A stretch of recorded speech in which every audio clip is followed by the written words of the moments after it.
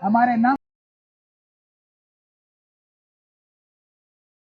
वर्टी साहब, क्योंकि आज वो आए यहाँ पे, तो ऐसा हो नहीं सकता कि उनकी बात यहाँ ना हो पाए।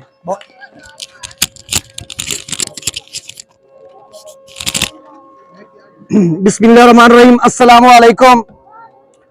प्यारे बच्चों, आप सबका शुक्रिया और इदारा हाजा के हेडमास्टर साहब जनाब अख्तर अली साहब का और दीगर जो असाज़ा कराम यहाँ पे मौजूद है, उन सबका शुक्रिया अदा करता हूँ कि उन्होंने हमारी इज्जत अफजाई की और हमें वेलकम कहा। यहाँ पर दीगर असाज़ा कराम भी है, मैं फर्दन उनका नाम भी लेता हूँ और उसके बाद मैं अपनी बात शुरू करता हूँ।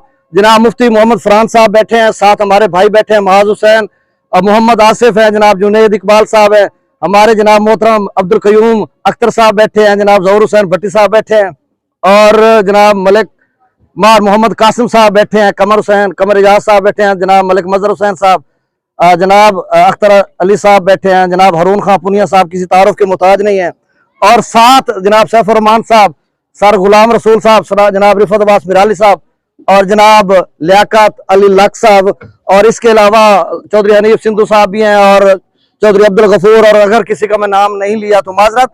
तो बहरहाल इन सब का शुक्रिया अदा करते हैं। और हश्फ मिराली में तकरीबन मैं 1 साल के बाद यहाँ पे पहुंचा हूँ, इस हवाले से कि जब मेरा यहाँ पे ट्रांसफर हुआ था उसके बाद फिर हम एक और स्कूल में गए और वहां पे जो चीजें हमने देखी और यहाँ पे कंपैरेटिवली एनालिसिस किया जाए, यहाँ पे मैं कोई डिस्क्रिमिनेशन नहीं करूंगा या किसी स्कूल को वो डिग्रेड भी नहीं करूंगा, लेकिन जो चीजें यहाँ पर मिली है ना, मैं हल्फन कहता हूँ, इससे कोई बड़ी बात होती है कि वो चीजें हमें वहां पे नहीं मिली।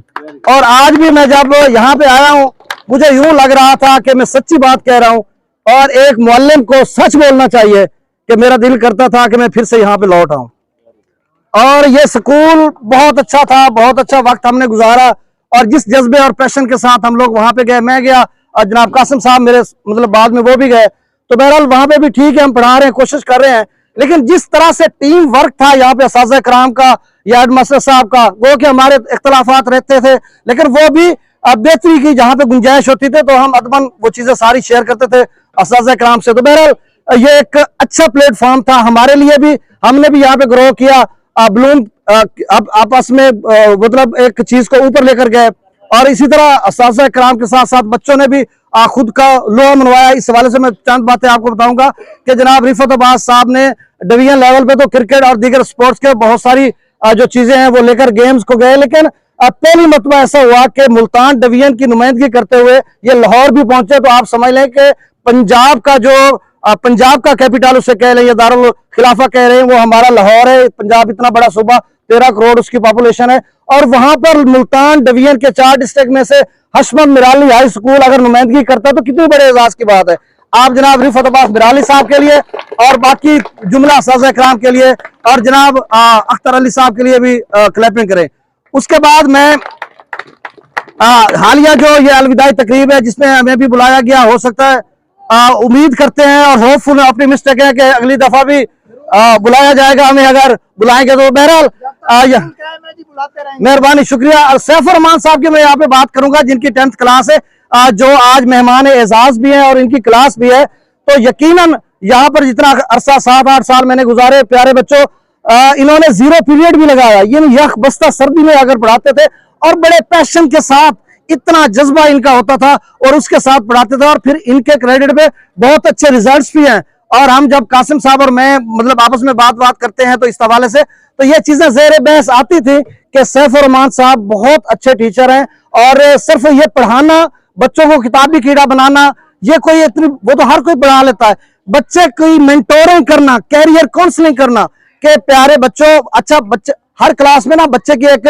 क्राइटेरिया होता है, बच्चे टॉपर होते हैं, मीडियाकर होते हैं, बॉटम लाइन के होते हैं, सब बच्चों को लेकर चलना होता है और फिर उसी जज्बे के साथ लेकर चलते थे, कोई डिस्क्रिमिनेशन नहीं होती। और इसके साथ फिर साथ साथ ये भी बताया जाता है यहाँ पर इस स्कूल में कि जो बच्चे अगर मीडियाकर हैं तो वो डिप्लोमा करेंगे या किसी भी फील्ड में जाएंगे। जो बेसिकली 2 मेन स्ट्रीम्स हैं साइंस की, एक जो है प्री इंजीनियरिंग आप उसको कह लें वो, या उसको आप इंजीनियरिंग ही कह सकते हैं, आप मेडिकल नॉन मेडिकल, और दूसरी को मेडिकल कह सकते हैं, प्री मेडिकल। तो ये दो मेन स्ट्रीम है यहाँ पे, जो टॉपर बच्चे होते जाते हैं। उसके बाद जो मीडियाकर या बॉटम लाइन के बच्चे होते हैं, उनको भी यहाँ उनकी भी कैरियर काउंसलिंग की जाती है। तो बेहतरीन स्कूल है अशफाक मिराली का, और ये सारा क्रेडिट जो है जनाब अख्तर आवाज साहब को जाता है। और उससे पहले जाता था जनाब मलिक मजहर हुसैन डूटी साहब भी यहाँ पे मौजूद है, उनका भी बहुत अच्छा किरदार रहा है। और साथ अगर मैं इनकी तारीफ ना करूं जनाब रून खां पुनिया साहब की, इन्होंने भी यहाँ पे बहुत अच्छा विजन दिया बच्चों को, और यहाँ पर तकरीबात भी कराते थे, और खुद भी एक असाज़ा की तंजीम से भी मुंसलिक है। असाज़ा के जो मसाइल होते हैं उनको भी डिस्कस करते हैं, या उनके जो अरबाब इख्तियार है वहां तक पहुंचाते हैं। तो बहरहाल इनका भी एक शोबा तदरीस से जो ताल्लुक है वो चमकते सितारे वाला ताल्लुक है। जिस तरह से सितारे चमकते हैं, चीजें रोशन होती है, या फिर चांद चमकता है। तो बहरहाल और बाकी जो चौधरी हनीफ सिंधु साहब हैं, उनका भी बहुत अच्छा किरदार है। हाई हिस्से में वो भी बड़े अच्छे तरीके से पढ़ाते हैं, और यकीनन आज वो मेजबान है। और अब सब जो बच्चे यहाँ पे फारिग तहसील होकर जा रहे हैं, उनकी भी और बाकी असाज़ा कराम के लिए वो अपनी मेजबानी के फराइज अंजाम दे रहे हैं, उनका भी बहुत। और बाकी मिडिल के हिस्से में या प्राइमरी के हिस्से में जितने असाज़ा कराम है, चुके बारी बारी उनका नाम लेना, पूरे जज्बे के साथ पढ़ा रहे हैं। और आखिरी बात मैं आपको ये कहूंगा कि देखें, ये तो सारी आपको जो परफॉर्मेंस थी या असाज़ा कराम की परफॉर्मेंस थी, ये तो सब मैंने बता दी। अब आपने क्या करना है? सवाल यह है कि फारिग तहसील होकर आप जब जा रहे हैं यूनिवर्सिटीज कॉलेजेस में जाओगे, फिर क्या करोगे? पाकिस्तान का हाल तो आपने देख लिया, और ये पाकिस्तान इस वक्त कहां पे खड़ा है। हमारा किसी सियासी पार्टी से कोई ताल्लुक नहीं है, हम गवर्नमेंट के इदारे में पढ़ते हैं, गवर्नमेंट के बेनिफिशियरी हैं, स्टेट के मुलाजिम हैं। हमने अपने इदारों के साथ रहना है, अपनी आवाम के साथ, अपने मुल्क के साथ रहना है, कोई नफरत नहीं, कुछ भी नहीं है। तो बेटा आपने ऐसा काम करना है, पढ़ लिख कर अपने अंदर वो जज्बा पैदा करना है जो जज्बा 1947 में था, जब कायदे आजम तूल अर्ज में जाते थे। दीवानावार लोग, आप जैसे नौजवान भी हुआ करते थे होंगे, और बाकी लोग भी, उनका जज्बा था कि लेकर रहेंगे पाकिस्तान, बन के रहेगा पाकिस्तान। वो उनकी बेपनाह सियासी बसोरत की सियासी बसीरत की बदौलत हिंदुस्तान में या इस्लामिया हिंद में एक भूचाल बरपा होता था। और वो जज्बा क्या था? पाकिस्तान।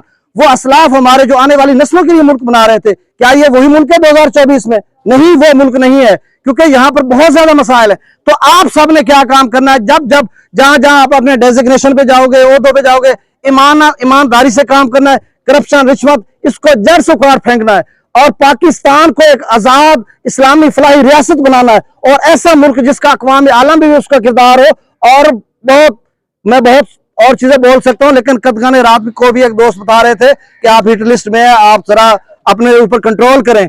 तो हमारे लहजे में ये तवाज़ुन बड़ी सोबत के बाद आया, हमारे लहजे में ये तवाज़ुन बड़ी सोबत के बाद आया। कई मिजाजों के दश्त देखे, कई रवैयों की खाक छानी।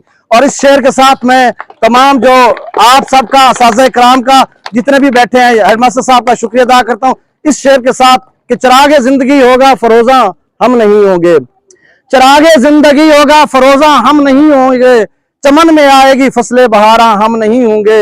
ऐ नौजवानों अब तुम्हारे हाथ में तकदीर आलम है, तुम ही होगे फरोगे बज़्म इम्कान हम नहीं होंगे। ये थे जनाब गुलाम बास साकी साहब, जिन्होंने